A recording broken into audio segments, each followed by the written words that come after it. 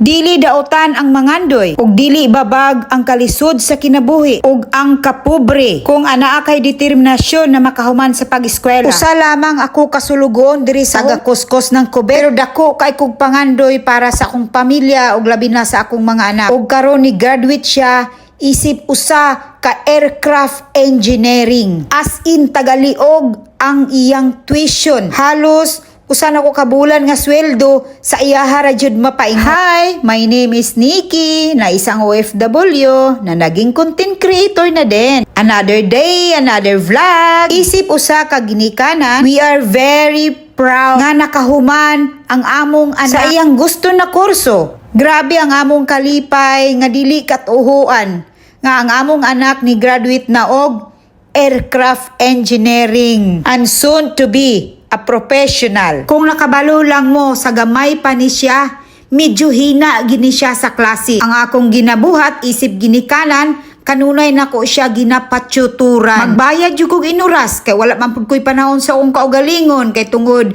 nanarbaho man pud ko. Pirmi ni siya moingon nga kabalo nako, dili nako kinahanglan tudluan. Grabe kalikramador. Ug sa dihang nag-elementary na siya, gamay ra nga bata, pro butangiro. Ug dili mabukol ang classmate, mutiabaw sa kasunlugan. Ang iyang maestra kanunay magkotkot sa iyang ulo tungod sa kabulyagon. Pirmi mag-escape sa klase. Og wilnon gini siya silang eskwelahan, sikat gini siya.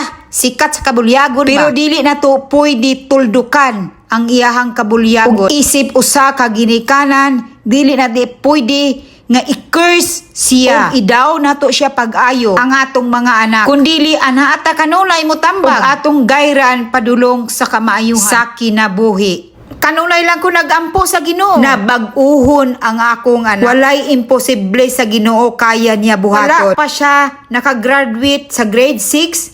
Glory to God, gibag-o na siya sa Ginoo. Amen. Og nagpagamit siya diha sa Ginoo, isip musician until now. O diba? Ingon ana ka maayo ang atong Ginoo. Basta mga lagad lang ta nga sincero. Ang kalisod sa kinabuhi, ang kapubri, ang pagkakabus, dili rason nga dili na ta mangandoy.